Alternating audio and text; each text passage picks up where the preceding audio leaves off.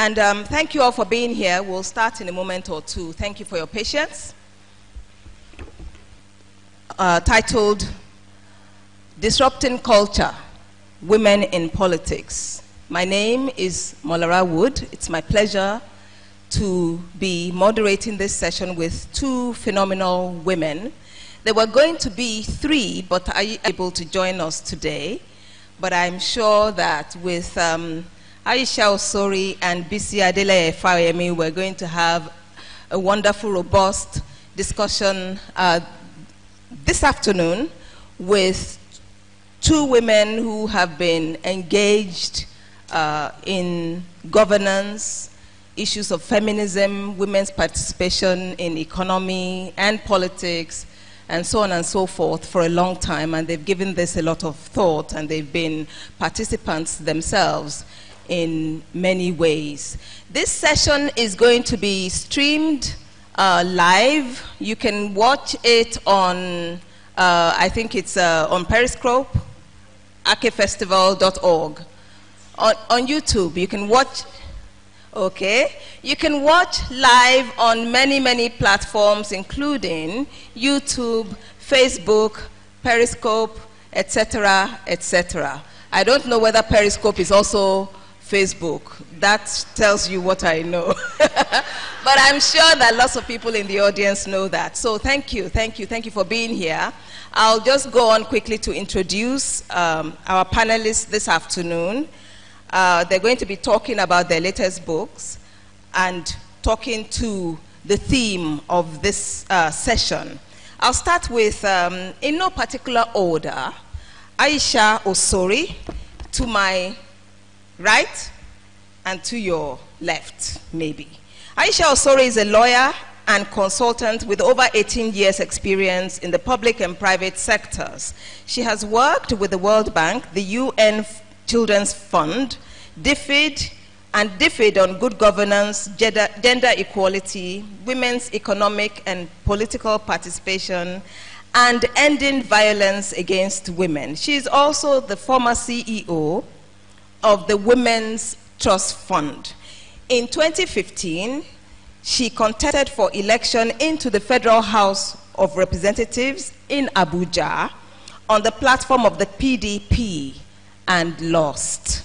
Her new book, fetchingly titled Love Does Not Win Elections, is about that experience, and which commends her to you today. As Lola Shonayin said yesterday, can you all help me welcome Aisha Osori? Thank you. You're a lovely audience already. So, to my left, Bisi Adeleye-Fayemi. I'm hearing whoop, okay? Is a feminist scholar and activist, social entrepreneur, policy advocate,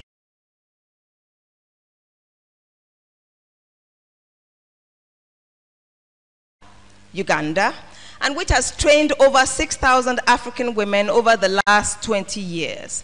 She co-founded the African Women's Development Fund, AWDF, very famous organization, the first Pan-African, the first Pan-African grant-making foundation for women, where she served as executive director from 2001 to 2010.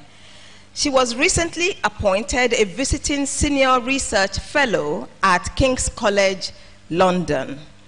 Her latest book is titled Loud Whispers, and it's a collection of essays originally published on her innovative blog, abovewhispers.com, and it's forwarded by no other than Ama Ata Aido herself,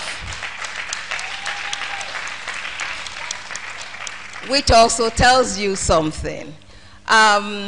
So I thought that a good entry into the discussion would be, since they both have new books out of much relevance to what we're talking about, I thought that a good entry would be for them to read excerpts which in their view actually address this topic or encapsulates this topic, disrupting culture, women in politics. We'll start with Aisha Osore, who is going to be reading from Love Does Not Win Elections.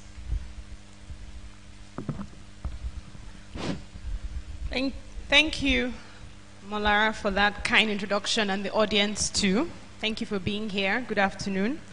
I'm reading from chapter 5, Being an Aspirant, and page 89 for those who have the book with them. A few days before the deadline for the submission of forms, I got a phone call shortly before midnight as I was preparing to shut down my laptop and go to bed. At the home of a former speaker in Apple, there were some important people he wanted to introduce me to. This is a test, my brain flashed in the nanosecond before I said, okay, in the most neutral voice I could muster. He asked if I knew the house. No. Did I know the area? No. He gave me directions. I paid almost no attention. So consumed was I with the thought of getting dressed and driving across town from Maitama to Apple in the middle of the night. Got it? Malam Hassan asked. Yes, thanks. See you shortly. I hung up and contacted a trusted confidant and asked if he thought it was okay to go. Go, he answered. You have no idea who will be there and how useful they might be. I sent a text message asking Malam Hassan to send me directions by text, changed, and jumped in my car with my laptop. Whatever this meeting was, I was prepared to wait for hours without squirming. I had learned the hard way that the only way to wait gracefully is to have something to do while you wait. In Apple, the street lights were off, and the shopping mall that was to serve as my landmark was completely enveloped in darkness. Somewhat apprehensively, I wound my window down and asked the men at a police checkpoint for the mall. When I got to my destination, I was immediately led into a dining room where Malam Hassan and 2 men sat. One was an ex-minister, and the other was a certain Sir Shuaib, who I had never heard of, but was clearly supposed to. It is futile to be honest in these scenarios, so I pretended I had, and sat down at the table with them. Hassan gave me a generous introduction, my work with the Women's Trust Fund, my membership of intellectual platforms, and my writing for Leadership and This Day newspapers. Now she has decided to join you in the trenches and is running for the House, he said. She needs your support and guidance. When he finished, he turned to me and said, I'm handing you over to Sir Shuaib. He's the one person I know who can push through anything. He's a bulldozer. I thanked Malam Hassan and said I looked forward to Sir Shuaib's support and guidance. He asked me 2 questions. How close are you to Ahmed Muazu? I don't know him, sir. How well do you know Bala Mohammed? Before I could give the same answer, Malam Hassan cut in, 0. This makes things harder, said Sir Shuaib. He instructed me to call him the next day. I was at the ex-speaker's house for less than 30 minutes. I never saw the bulldozer again and only spoke to him one other time after at least a dozen calls and text messages. He picked up that one time to tell me to call him back later. Late-night meetings are one of the most often cited challenges to women's political participation in Nigeria. In my 12 weeks as an aspirant, I was only invited to this one and was under no obligation to attend. I chose to go, and the meeting was not helpful. Yet, it could have been. I might have found Bala Mohammed and Ahmed Muazu there, and in a singular moment of lucidity, they could have decided to break the party's pro-incumbent policy and say, why not? Let's have a young, by Nigerian standards, female member of the House for the FCT, and see what damage she can do to the status quo. Either way, if I had not honored the invitation, I would never know. If there was a husband to say no and his friends, words might a 3-day dose of the silent treatment. Maybe that's where balancing marital expectations.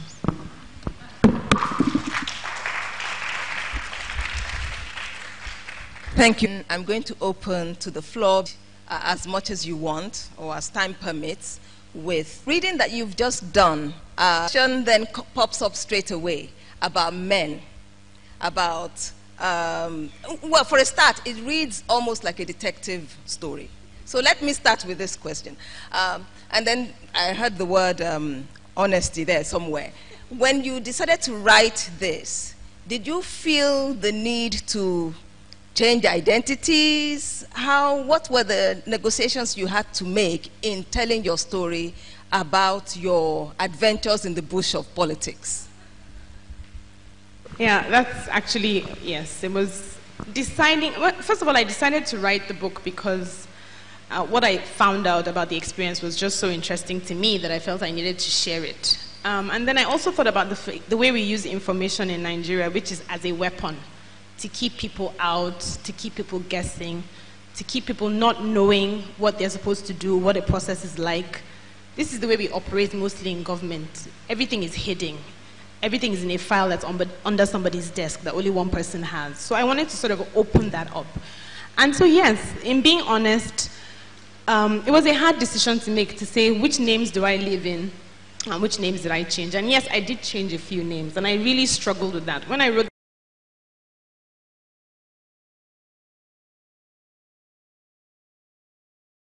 that I felt were already in the public space, so there was no point changing Ahmed Muazu's name. He was the national PDP chairman. There's no need to change that name. But for personal people who I used my personal relationships, I thought, okay, I could keep them hidden. I would like to think that I could have been 100% open, but I do know the society that I live in and that there would be repercussions and that certain doors would be closed to me. I still think I've managed to close some doors anyway with the book, but that's the reality. I had to balance being 100% honest with my story and then protecting the identity of people who it's not their story, or they might not feel it's their story. Thank you, thank you. So we'll move swiftly on to Bisi Adeleye Fayemi, who's going to read from her book, Loud Whispers.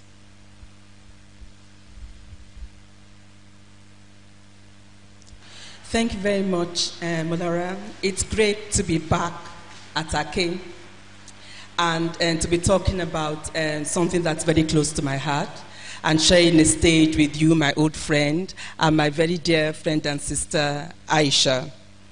And a big shout out to my big auntie and mentor, Auntie Ama Ata Edu. Now, I'm going to start reading this excerpt from an essay I wrote called Lessons from Anna. At a point where I've finished talking essentially about a good friend of mine from Zimbabwe, whose name I've changed to Anna, and talking about her experience of being in the Zimbabwe liberation struggle, how she spent her teenage years in the bush fighting.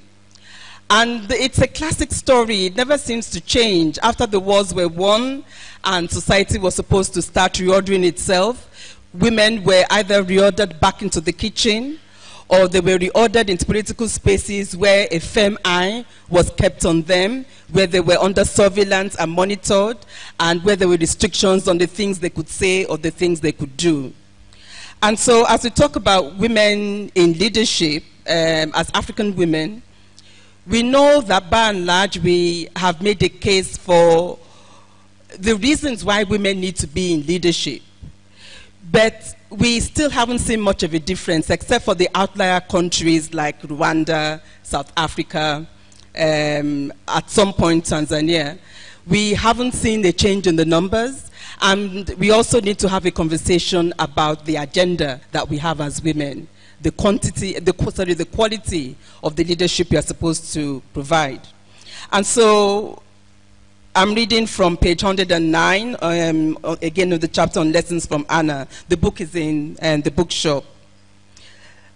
First, there needs to be a consensus on the need for women's voices to be heard, hereby popularizing the notion of women's leadership. Second, affirmative action and quotas is the key to ensuring that the number of women in decision-making across all sectors continues to grow and not drop. If this does not happen, women will keep embarking on futile visits to political leaders, asking for favors that are supposed to be rights. We cannot continue to point to the large numbers of women in leadership in South Africa, Rwanda, Kenya, and Uganda, without taking into consideration the role constitutional provisions such as affirmative action have played in those places. Third, women who have been privileged to receive an education and other benefits owe it to other women to pull them up. Professional women continue to complain about poor leadership, but they do not go home to their communities to get involved in what is happening. They stay at a safe distance in the cities and show up 6 months to an election wanting to contest. When they lose, they declare, "It is because I am a woman." Fourth, women need to get actively involved in the leadership of political parties. That is where decisions are taken, at whatever unholy hour the meetings are held. Women should not be pushed into the positions of women leader or welfare officer only. Women can be party chairpersons, treasurer, legal advisor, and so on. When it comes to the women's wings of political parties, we need to see dedicated women, the likes of Anna, who are committed to promoting the cause of women and the vulnerable, and not just seeking for positions. All women can run for office, but all women should be politically active, overtly or discreetly. A lawyer friend of mine in Kenya teamed up with other professional women towards the Kenyan elections in 2008.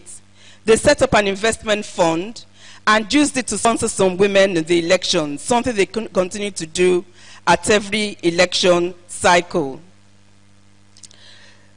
Next, we need to ensure that our electoral processes should have zero tolerance for violence of any kind. As long as politics is associated with thuggery and violence, good people will stay away. A famous politician from Ibadan, Oyo State, who passed away a few years ago, asked an aspirant who had come to him for an endorsement, and many Nigerians are familiar with this story, "Can you lie, maim, or kill? If not, you are not ready to be a politician." If this is the perception people have of politics, we will continue to be ruled by thugs. In recent times, with the dominance of social media, a lot of abuse has moved online. Politicians are now subjected to the most vile trolling you can ever imagine. Constructive criticism is one thing, outright malice is another. This too is a form of violence. Last but not least, while we continue to push for more women in decision making, we also need to emphasize that we are not pushing for women just for the sake of it. We should not be supporting women who are corrupt or anti-people and who want to do business as usual with the boys. We need women who will nurture and encourage other women and not kick the ladder down once they have climbed up. We would like to see women who are able to leave concrete legacies behind to encourage the narrative that women can indeed lead well.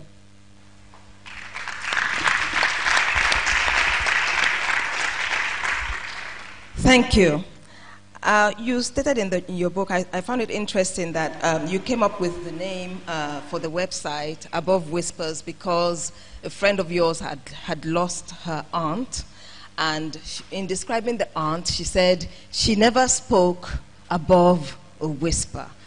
How can we get women in the political space to actually speak above a whisper, to be in loud whispers, as your book advocates for? Thank you. Actually, women who are actively engaged, they speak. Who is listening? And I'm not just talking about women in our grassroots communities. Women like Aisha, who are more than qualified to hold any position, to hold any elective or appointive office. Who is listening to them?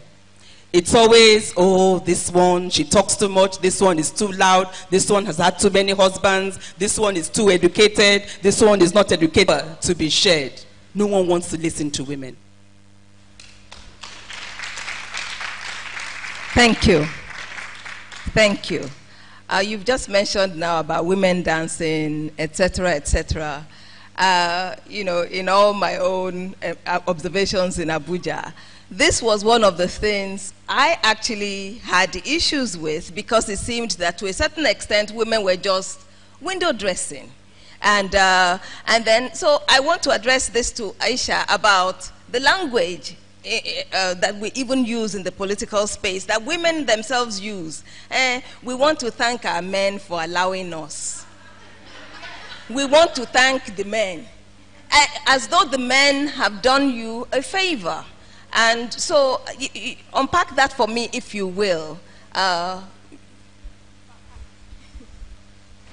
Okay, yes. I guess there's different ways to unpack that, and maybe it's just survival, you know, like you mentioned female politicians and Abuja, but the truth is I've been to many private sector type organizations or awards being given to women in the private sector who start every speech with, "I'd like to thank my husband."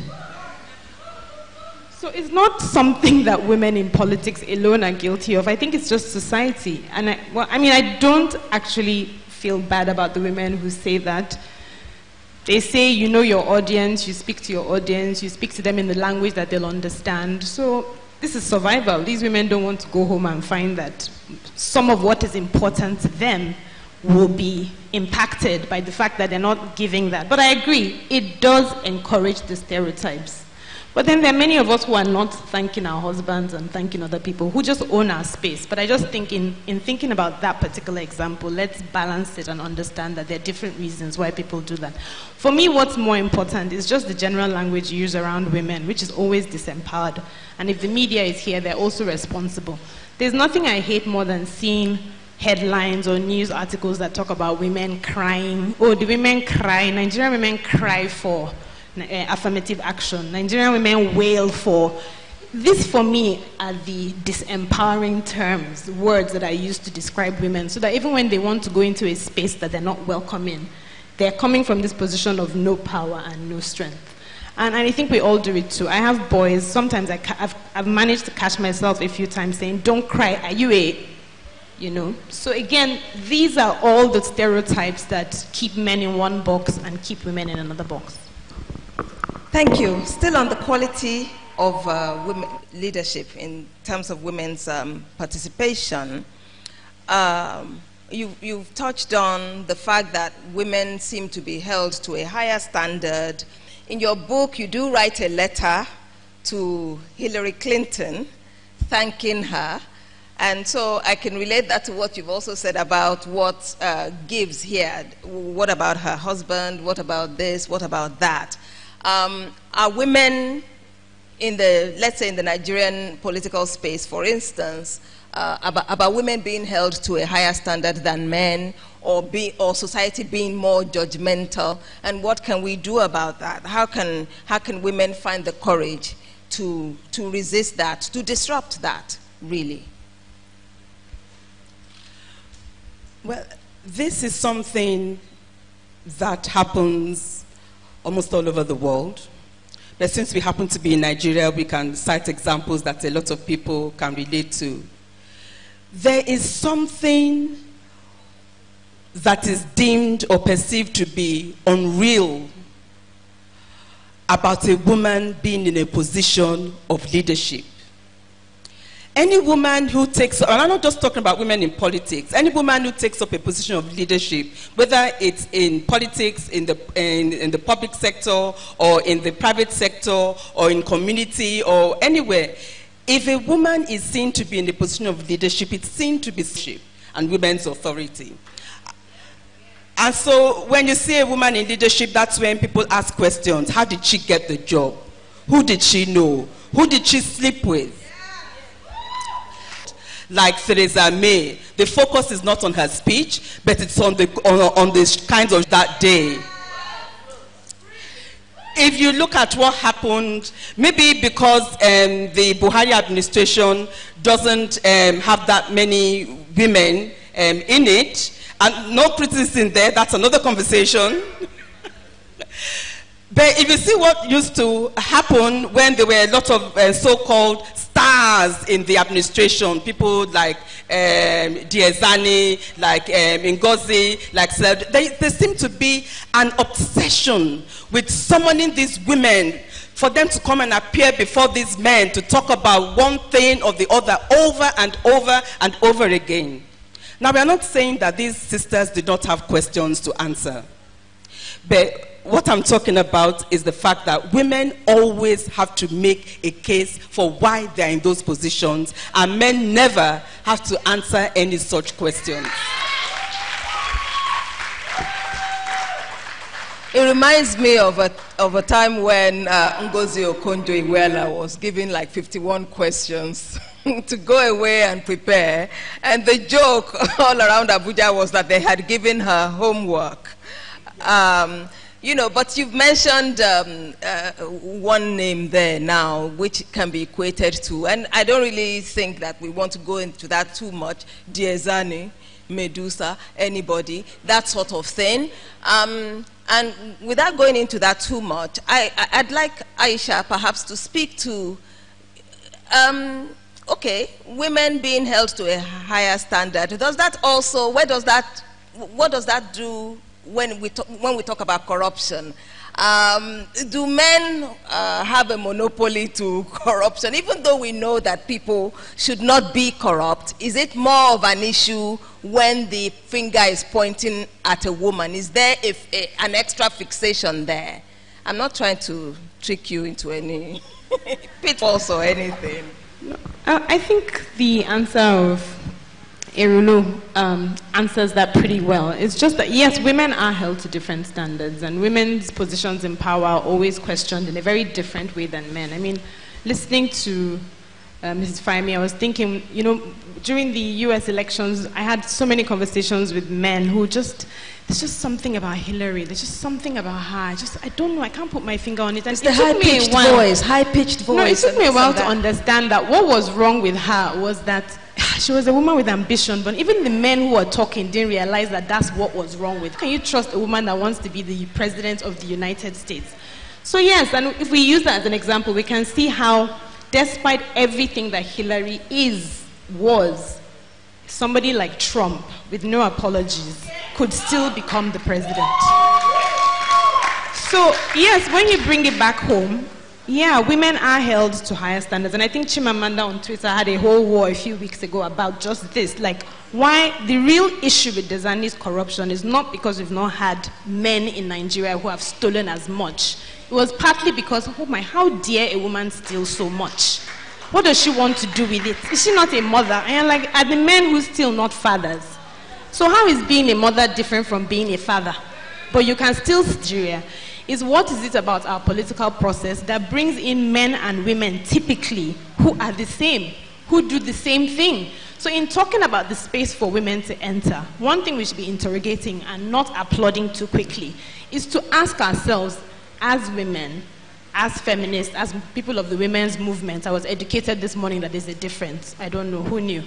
But anyway, to interrogate the kind of women who are coming in. Are they women who are going to uphold the values that women hold for themselves or their society holds? Are they women who are going to be like the men? And usually you find that the kind of women who get into office are typically, not always, but are typically like the men. They're going to loot, they're going to steal, they're going to lie, they're going to cheat. And that's why they're there. Job as the boys. The timekeeper is saying we have 10 minutes, but we started at 1:15. We started at 1:15, not trying to be disruptive here, but we started at 1:15 and it's 1:45. Disruptive. We should be disruptive. We didn't start on time, so we should carry on. Okay, that's great.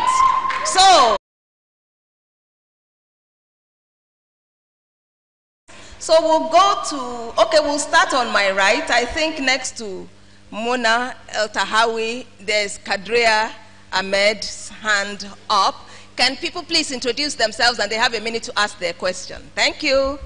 Hello, everybody. My name is Kadria Ahmed. I'm a journalist. Aisha, this question is for you. For the weeks that you were navigating the Nigerian political space, what role did existing female politicians play in trying to either, encourage your ambition or damage it. And then the question that you were speaking to just before of the women, I'd like to hear your thoughts about what we need to do to ensure that actually the people who do go into office, because we hear a lot about women going into office, and then people get into office and they're horrible to other women and they don't uphold the values that they're supposed to hold up. Even those who are sort of in authority by proxy. So people whose husbands are in political office or whatever, you kind of hear horror stories. And I'm just wondering what your experience was like with women politicians and women who were in power by proxy, and what we can do. Thank you. Okay, thank you. You want her to answer both? If she could, okay. Either one of them is okay. fine. Okay, yeah. Okay, sorry, I thought we were going to take a few more about it. But the role that existing platforms, really for me, the reason in the first place is tied to that first question and the second one actually. The reason why I ran was because I felt there were very few women in the political space like me.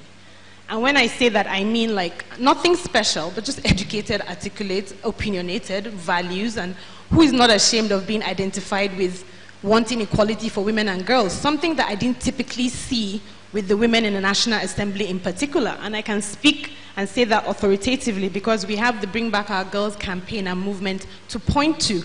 When the girls were taken from Chibok in 2014, the 20 women in the US Senate, across party lines, wrote a letter to Obama saying, do something. We didn't have anything in school, and girls are taken from school. This is an issue that we should do something about and speak on as a group. We didn't have that. So for me, as I said, it was a frustration with the lack of people like me, for not, again, as not I'm special, but just women who are not afraid to be identified with politics. Now, back to why the women in politics are rarely want to be associated with politics is because typically they know that they're not there because of the women. It's not like the women don't vote. We vote. In some states in Nigeria, you find that when you divide the register into men and women, you find more female registered voters than men. But the truth is, there's no sense that the power that women get comes from women. And so sometimes, and I can use a specific state, we can use Sokoto for example, I'm not afraid of being political. People fought the nomination of the current Minister of State. Why? Because APC women in that state had been organizing for themselves as a group, saying, we want women. And then what do the men do? They pick somebody else who is not in the group, who is not in the movement, who is in another party altogether, and put her there. So the women, so it does two things. The woman who comes in this way, I don't put me up, I don't owe them anything. It does to the women is break the movement. Then you now say, why are these women fighting? This is the reason. You've put a woman in their minds they didn't earn, they haven't, they go there to represent us, do X. Institution for women who want to enter politics in Nigeria is the First Lady position, whether on the state level or the national level. And it's naturally, it's not democratic, it depends on how we partisan. So very few women, Dame P as an example, she's a PDP woman, would she want to support an APC woman? Probably not. So those are the institutions I navigated, and if you read the book you'll see more, but I don't find civil society is very helpful. This notion of women being their worst enemies, and you giving us, advice about how not to fall into that trap. You might also want to speak to the First Lady issue also. You're a former First Lady yourself. We have a First Lady in the audience. But I had a question at the back of my mind somewhere about First Ladies, actually. So I know where Aisha is coming from, but please do talk to that. Okay. So I'm going to respond in part to Kadaria's question and also to address to that space. Because if the conventional spaces are blocked for women, they need to learn how to navigate other kinds of spaces to get what they want. It's not an ideal situation, but one of the things we've learned from our ancestors, and if we listen to the stories of the storyteller, we need to learn how to survive and to make do, with whatever we have at any given point in time. After so many years in the feminist movement, as an activist, as a thinker, as an observer of how first ladies carry themselves on the continent or in my country, I found myself as a first lady. The reason why I left AWDF in 2010 was because my husband became governor of Ekiti State in Nigeria, one of our 36 states. So I moved to Ekiti State, and we were there from 2010 to 2014. Now, one of the first things that occurred to me in that position was my friends in the feminist movement would ask me questions, and I need to be accountable to them. My friends in the feminist movement would not want to know that I'm not the one who is the governor. They want to know, how did you make a difference? How did you make that space different from the usual spaces? And so I'm really thankful that in collaboration, empower other women, and a few men too, but mostly women, to increase the number of women in decision-making assembly. And we were about to have elections, and all the 26 men wanted to go back to the State House of Assembly. And I said, no, it's not going to happen. And so, with the combination of pleading and begging and threats, but that's off the record, we managed to get 4 women into the House of Assembly. And I worked with women within our party and women in other parties as well.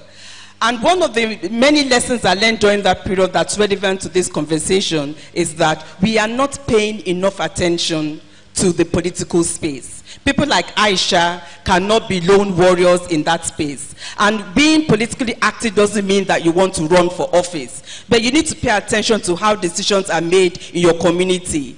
Your community meets, the political structures meet at ward level, at unit level, at local government. When a thug shows up as the governor of your state or as a senator, then there's nothing you can do. And in local parlance, as we say in pidgin language, you will not have mouth to talk. So I want to have mouth to talk. So in Ekiti, for example, in all the years that my husband was contesting for elections and we were going to court and so on, I kept an eye on all the women who were involved. And when we got into office, I followed the list, because they all have these lists that they keep to their chest. I followed the list like a hawk to make sure that all the women who had worked with us got something. But you can only get something if you do something. So let's do something. On that note, can the mic please go to the lady in yellow? Did you still want to ask your question? Okay, she already covered. Okay, can we have, okay, the hand up there. After that, the mic will come to Mama Ama. Okay. If people can please, if people can please also raise their hands up for 30 seconds so I have a sense for where people are good. Okay, you can, okay. Please go on. Hello, good afternoon. My name is Ozo Onyebuchi. I have 2 questions. One. One question, please. Okay. Okay. I think, I come from a family not give us chance to do the thing because we can do it. You see, people come to house to ask for women leader of a local government. Why the person has every qualification to be in the House of Reps, and she comes to house. Okay, we get the question now. Why not take the whole cake? Yeah. Okay, fine. Can the mic go to that hand over there? Mama, sorry, we're coming to you. Hello, it's the elder that finishes the job. Good afternoon, all. My name is Ayodeji Kolawole. I just want the panelists to restate something, because I heard when you were talking and the lad said that this thing is being broadcast live. You know, you said something about Desiane, and I would like for you, I don't want that message to go out the way I perceived it, as if it was okay for her to do what she did, because men had not been put to the same standard. Okay, we get it. Can the mic go to Ayobami in front of you? We get the point, please. Can the mic go to the lady in front of you? Could I just make the point? Thank you very much. I think that you need to recast that, because I've been in the oil industry for about 15 years. I've not seen the grand lesson that went on during that period. So I would like for you guys to please recast that, if you may. Thank you. What did she say? Okay. Okay. Yes. Okay. My question is for Aisha, and I imagine that you probably answered Can we have one house, please? Thank you. My question is for Aisha, and I imagine that you probably answered it more extensively in the book. But I'm curious about what you would do differently if you were going to do this now. What are the things that you would do differently? Thank you. Okay. All right. Okay, can the mic go to Mama now? Yes. Okay. Yeah. Thanks for getting my protest, you know. But this question is for Aisha. Aisha? Okay. It's about that midnight call. There are several aspects of it which bother me in terms of your response. I'm wondering whether it was not too rash, too risky, and whether anything that, why were you driving yourself? You know, I think this is one of the things that women do to ourselves that are really not that are not necessary at all, and help to disempower us. I think by the time you are ready to go and register to stand for a public office, politics, you should have taken a loan to employ a driver.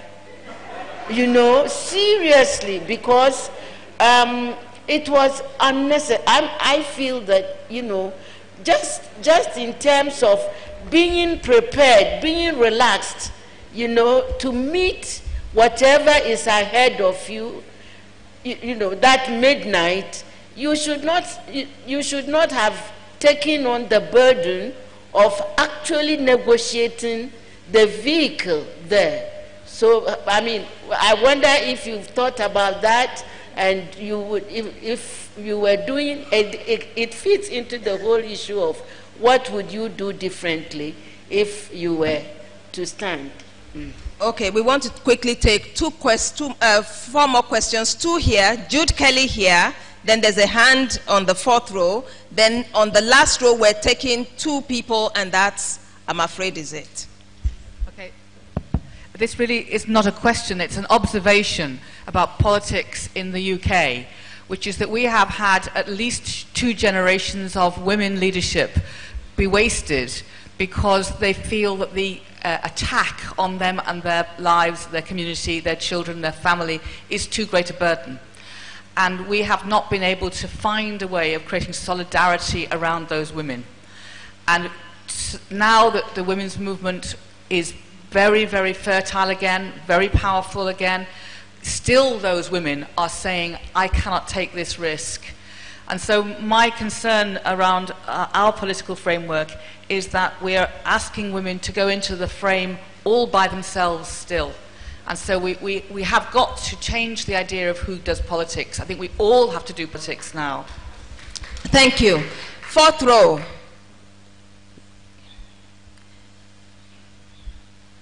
Good afternoon. My question goes to both of you, Ms. Aisha and Ms. Bissy. Ms. Aisha, you made a statement and said that women can't really go into a position of power if, you know, they haven't, their husbands haven't been in a position of power. So it kind of makes it easier for them to step into a role of power in politics. So my question is, to Ms. Bissy, did you find yourself having to prove your accomplishments a lot more to women who haven't had it as easy? Like maybe having to prove to other women who maybe haven't had the same kind of access to basically, you know, politics in Nigeria. Have you had it easier? Do you think you have to prove more? Okay, what's your name, please? Vanessa. Vanessa. Okay, can the mic now? Ladies on the end. That's it. Thank you. Okay, good afternoon, everybody. My name is Ibinabo Amakiri. it's just we're just relating to everything we've been talking about and discussing so far. We're now mothers. Many of us are going to be mothers very soon. How are we going to raise our daughters to think better? How are we going to prepare them better? Because I think the major problem in society is conditioning. As young African girls growing up, we're conditioned to make good, to be good wives. We're not really taught to aspire for more than getting married and settling in your home and behaving well and maybe just having a basic job. It boils down to conditioning. We're not really taught that we can come into our own. Once you graduate from school, your parents are asking you, when will you get married? You know, it's about time. Nobody's going to be asking you, okay, so what's your next career move? Where are you heading to? These are your strengths. Where are you going to? So it's not that. It's more of our conditioning. So what can we teach the girl child now? How can we prepare her that these are the murky waters that lie ahead and helping her to find herself? And then women also, we are like the crab that sort of pulls herself down. Everyone is, when we see the woman trying to be strong, to come into her own, sometimes you hear women going, why are you taking that risk? Why are you going out of your way? And they actually demotivate you sometimes. So that's my question. Thank you. Thank you. Can the mic go to the last person, please? Thank you. Good morning. My name is Olara Oriye, and I'd like to speak on the issue. So many Omolaras in this audience this afternoon. I don't know what to make of it. Okay, I'd like to speak on the issue of women learning to navigate public spaces. Women who work in these spaces aren't valued, respected, or aren't even safe in the first place. How do we navigate these spaces as confident women, opinionated women, without becoming angry and, you know, frustrated and all of that stuff? I'd also like to speak on the issue of double standards that Ms. Aisha mentioned in governance. And then she proceeded to say that women who are going to get into politics or governance must be worthy of the office. I'd like to say that we do not hold men to these same standards. The worst of the bunch are in power, and we live with it. I'd also like to mention that I think that is still double standard to ask that women be worthy of the office since men aren't. The issue now is, if anyhow people are in government, right? Anyhow men are there. And in the name of equality, we are saying that women also must be allowed into governance. If anyhow women now get into governance, what then is the hope of Nigeria? Thank you very much. Well, thank you. Thank you for the passion with which you stated what you stated. Thank you. Can we come back now to the two of you? Maybe we go with you first. Which questions there's some that are directed to you. Yes.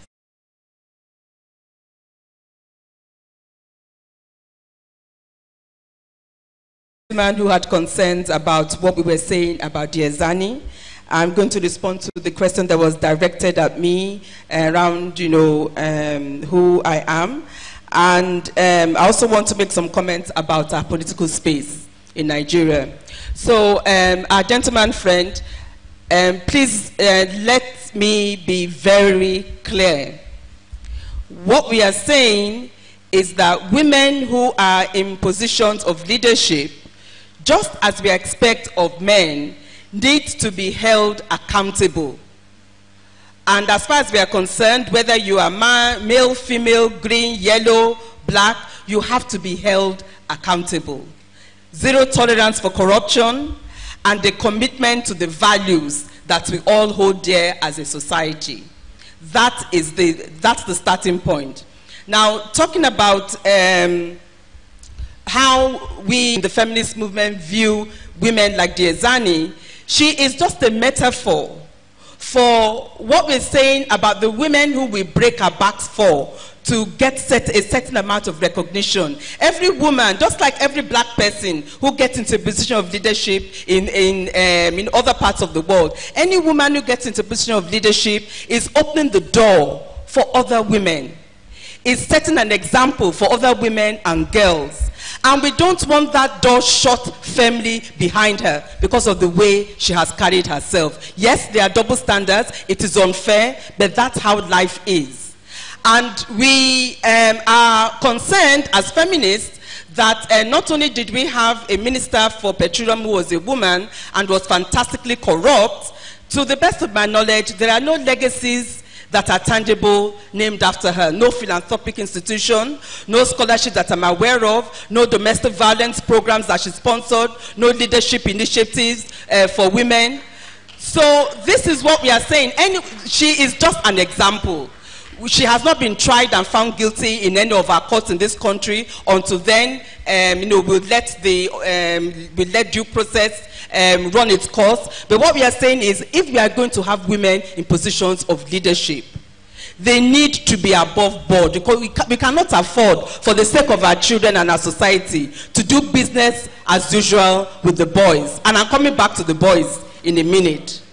My second response is to the question from Vanessa about having to prove myself. That's an interesting question. I am not very well known in Nigeria, except for being wife of, simply because I have not lived in Nigeria for a long time, up to 2010. My sisters who are here from South Africa, Mommy Ama from Ghana, my sister Jessica who traverses Uganda, Ghana and many other places, they can vouch for me as a citizen of the world. But charity begins at home. So when my husband moved back to his home state to be governor there, I moved back with him and I took on an identity of wife of, then wife of governor, now wife of minister. And yes, it can be irritating, it can be annoying. It's great to be the wife of a wonderful man, but it's very annoying for that to be the identity that people want to know you by. I go to events, I'm invited, in my own capacity and so on, and then I'm about to be introduced and they say, we'd like to present the wife of, and I start scowling and get into an argument, prove to anyone. Because also, I think I have learned that being wife of, depending on the circumstances, also gets certain doors open. That's how it works. It opens certain doors. And if you want to, one of the tricks about being a politician is you make available use of all the sources and resources at your disposal. So I hope that answers your question. And then on the issue of just observations about our political space, there is a reason why women like Aisha will not be favored in terms of getting a ticket to run on the platform of a leading party. My husband, who is a man, there's a reason why for many years people like him were excluded from the political space. The space, remember the passage I read earlier about a question that a notorious late politician said about politics. Can you kill? Can you maim? Can you terrorize people? Those are the kinds of people they think should be in the political space. My position is that the political space should be broad enough for all of us to be able to find our own level. The political space should be able to accommodate the intellectuals, the dreamers, the visionaries, the activists. You also do need one or two people who have certain skills. They come in handy, every now and then. But nobody can come and tell me that the only person who can be a politician is someone who is a thug, or someone who is always high all the time and going around bashing people's heads. Something is very seriously wrong about that. So I think the work we need to do is putting ourselves into that picture of who a politician is. We can quibble about who wants to run for office. I don't want to run for office, at least not anytime soon. But I'm very, very clear about the kinds of people, especially women, I would like to see in positions of power and influence. And they are not women who are going to go there to be corrupt, to embezzle, they will not be haunted by EFCC or ICPC. And they will not be women who are going to kick the ladder behind them and prevent other women from getting to where they need to go. Thank you. You answered one of my questions. Running for office, not anytime soon. Okay. So we go to Aisha. I'm just going to randomly answer my questions, but I'd like to start with Ibinabo, who talked about conditioning and society, which everything is true, but there's also conditioning we have around politics in Nigeria. So yes, along with gender conditioning and not, there's also the conditioning that we've placed upon ourselves that most of the people in this room, if not a good part, or maybe everybody in this room, is not really typically eligible for politics. We've sort of sold ourselves this narrative for such a long time that very few people here will ever think of running, ever want to run, even the men. And again, for many of the reasons that Mrs. Fayemi pointed out, because there's a narrative around politics, there's a framing that it's for the worst of us when it should be for the best of us. And that brings me to Omalara's questions about double standards. It might seem like double standards, but the truth is, yes, when I want to support a woman in politics, I do want her to be worthy, because I do want more women. And I do realize that when you want to win, like when we want to win soccer in Nigeria, do we use affirmative action? Do we do federal character? Or we put our best foot forward? So the point I make to women who say, why am I, and I'm going to just say myself, why do I say I want better qualified women? Because I think when you're fighting for space in a place where you're not welcome, you don't send your Z list, you send your A list. So that's why I want the women to be worthy. And so as it is right now, I will vote for a man who I consider a gender champion before I vote for a woman. I think, and this might not be to everybody's liking, but the situation that I think my country is in right now is too dire for me to play gender above everything else. Right now, we're struggling for survival, and I will pick a man who will push my values before I pick a woman who does not reflect my values. So in terms of answering what I would do differently, yeah, Mama, I probably wouldn't go for the meeting actually, because now, I mean, after all, in a way, I guess I was sort of in a bubble, and there are many things that I did during those weeks that I don't think I would do again. But I was in a bubble. I told myself I was in a game, and I needed to see it to the end. It was like I'm playing Scrabble or chess. These are the rules. I abide by them. But the way I frame the issue of women in politics going out at night is not to trivialize it, but I just thought, why is women in politics at night a particular issue? We have female doctors who are on call all night. Is that an issue? If you have female politicians or investment bankers who have to walk through the night, is that an issue? The reason why women in politics at night is an issue is because of the framing that women who enter politics are loose women. For some reason, nighttime is, no, in Nigeria it is. So for some reason, nighttime gives this envelope of doing bad. When for me, I keep saying you can do bad in the afternoon as well. So for me, honestly, the night thing needs to be questioned a bit more. But I wouldn't do this again, especially now that we're hearing stories of Weinstein and Me Too is reverberating. I would feel a little, I agree, but it's daytime. I agree.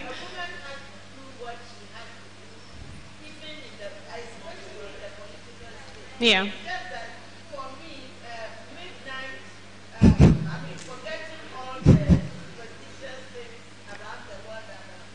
Yeah. I mean, midnight or late night holds a whole lot more dangers for her person, and not to even mention her mind. That's what, in fact, no, I totally agree. The prostitute didn't even occur to me at all. No, I'm talking about what I talked about in my book, and I go in a lot more detail in the book about this nighttime I'm framing around women in politics. And as I said, it's to keep us out. It's to make you feel bad about having to do this particular thing. So if you're a female politician, you're supposed to be made to feel bad about night meetings. But if you're a lawyer, investment banker, doctor, you're not made to feel bad about going out at night. It's just part of your job. So that's what I was talking about. What would I do differently? I would start early if I was serious about politics. Again, as I said, I ran because I was frustrated about not seeing people like me. Being a politician and running for office has never been a life ambition. It's still not. I just ran because I felt that I owed it to the role that I had at the time as CEO of Nigerian Women's Trust Fund. But yes, if I was a serious politician, I would start early. So I wouldn't start 6 weeks or 8 weeks to the primaries. I would I'll try to build a stronger connection with my community. But the truth is, if you read my book, you find that that is still no assurance that I would win. So if you ask me what I would do differently, really, it would be to disrupt the way our political parties are structured so that there's a lot more transparency about membership a lot more transparency about the selection of delegates, and a lot more transparency about how we run our primaries. Until we have that, it's very unlikely I will run again. And yeah, I think I've pretty much done that. Vanessa, you've earned yourself a free book. Thank you for your question. Mrs. Fahimi has answered it. And to the gentleman at the back, you've also earned yourself a free book. Come forward. I would say that, yeah, it's very idealistic to say we should ask for all. In a way, we are asking for all. But we're starting with 35% for this time. But yeah, some women, some countries, Sierra Leone, Liberia, they have 50-50. They have all that. Yeah. Lend your voice to the struggle and help us ask for 100%, not just 50-50. Thank you. Mama, the whole question of the midnight meeting is not fully settled, because she actually says in her book, you know, whatever time they call, as Aisha has suggested, it's one of the ways in which women are kept out. And she actually suggests in her book that whatever time they call the meeting, show up. You wrote about Aisha Osori's book. Would you like to say something about that in closing? Someone also asked, how are we going to raise our daughters differently, and how not to get angry? Mona can put earplugs in her ears at this point, since anger is one of the tools that she uses. So how can we raise our daughters differently? You do say that you've written this book partly so that Kate Osamo in the UK, you had actually mobilized with her mother, and now she's an MP. So I'm just throwing all that in your way. So, and then we'll round up from there. Okay, all right. Okay. So after I read Aisha's book, and also thinking about many conversations I've had with women in politics around the country and around the continent, I decided to do something fun with one of my blog posts a couple of months ago.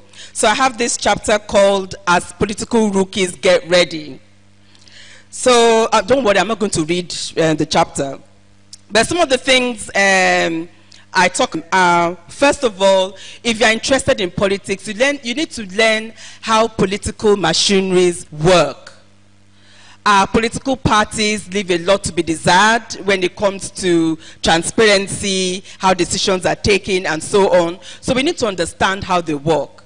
We don't have enough young people in particular being part of political machineries, working the system, and so on from an early age. So we need to try and make that a part of what we do, especially for those of us in civil society. And Lola, I think at the next book festival, I'd like to see you doing something with some young politicians around this. Secondly, this might sound controversial, but I'm throwing a challenge out here, particularly to women. Every politician needs a godfather or a godmother. So if we are upset about how godfathers hijack political space, what can we do as women? What stops us from being godmothers? And don't think that the idea of your godfather or godmother is the Mario Puzo version, or someone who goes around late at night, you know, contracting people to kill someone as part of a mafia and so on. You need someone in your corner who can drive things for you. So if you happen to be here, for example, from Kaduna State, and you're interested in the political future, the First Lady of Kaduna is here. I don't say she's only a First Lady. You will be surprised. The fear, this joke will, Nigerians will understand this joke. The fear of the other room is the beginning of all wisdom.